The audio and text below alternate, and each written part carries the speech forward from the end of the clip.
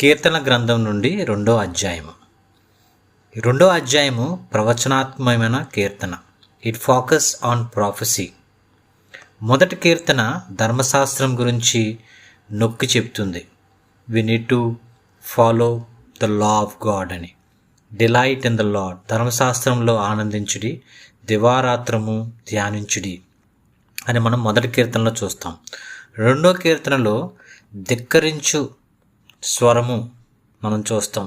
ధిక్కరణ, ప్రజల నుంచి, లోక నాయకుల నుంచి అల్లరి రేపుతూ ఉన్నారు, లేక ధిక్కరిస్తూ ఉన్నారు అని చూస్తాం. Voice of the nations.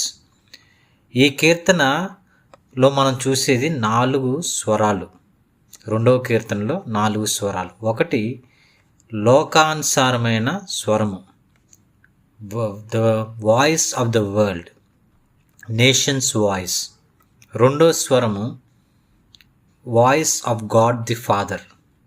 మూడో స్వరము voice of Jesus the Son of God. నాలుగో స్వరము the voice of the Holy Spirit. మొదటిది లోకస్తుల స్వరము, లేక లోకం నుంచి వచ్చే స్వరము, రెబిలియన్. రెండోది తండ్రి అయిన దేవుని స్వరము. మూడోది యేసుక్రీస్తు ప్రభువారైన స్వరము. నాలుగోది పరిశుద్ధాత్మ దేవుని స్వరము.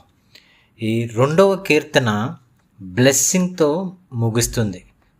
మొదటి కీర్తన మనకు తెలుసు, బ్లెస్సింగ్తో, బ్లెస్సెడ్ లైఫ్, దాంతో ప్రారంభమవుతుంది. ఈ రెండవ కీర్తన బ్లెస్సింగ్ లేక ఆశీర్వాదంతో ముగుస్తుంది. సో ఈ కీర్తన ఎవరు రాశారు అనేది మనము ఇక్కడ బైబిల్లో కీర్తన గ్రంథంలో చూడం, కానీ ఈ కీర్తన దావీదు రాసినట్టుగా మనము అపోస్తల కార్యాలు 4వ అధ్యాయం 25వ వచనంలో మనం చదువుతాం.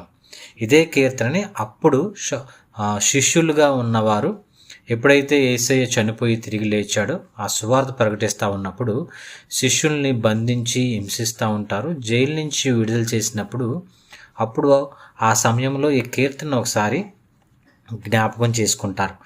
వాళ్ళు జ్ఞాపకం చేసుకున్న వచనాలు ఏంటంటే, కీర్తన గ్రంథంలో 2వ అధ్యాయము, అన్యజనులు ఎలా అల్లరి రేపుచున్నారు, జనములు ఎలా వ్యర్థమైన దానిని తలంచుచున్నవి, మనం వారి కట్లు తెంపుదము రండి, వారి పాశములను మన యొద్ద నుండి పారవేయుదము రండి అని చెప్పుకొనుచు, భూరాజులు యెహోవాకును ఆయన అభిషేక్తునికిని విరోధంగా నిలబడుచున్నారు, ఏలికలు ఏకీభవించి ఆలోచన చేయుచున్నారు.